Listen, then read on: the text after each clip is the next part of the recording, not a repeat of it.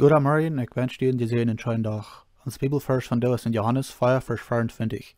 Daar sagt, Gott ist Jeist, in der am aunbäden, motten, amen Jeist, en ook in Woarheit aunbäden. Bist mal eine Frau, haben wir den wahren Jeist der Anbetung?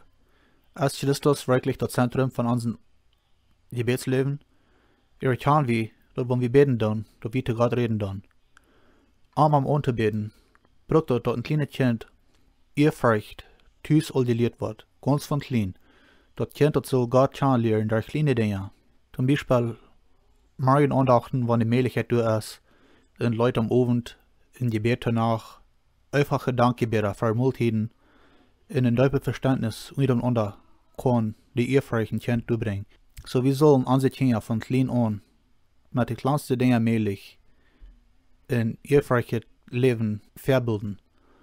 Das Gebetsleben ist Gott zu die Ehr, zum am Loben, am Respekten und am zu leben.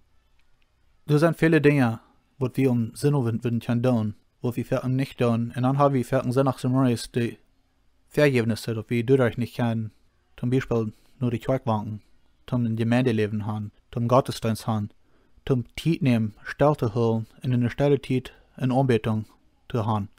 Wir sollen offene Worten haben, in den Sinn haben, Gott unterbeten im Bewusstsein, dass wir in seine Gegend wird sein, dass er mit uns ist, uns hören, und dass wir am hören, was er uns zu sagen hat. Möchte Gott die wieder sehen und einen schönen Tag geben.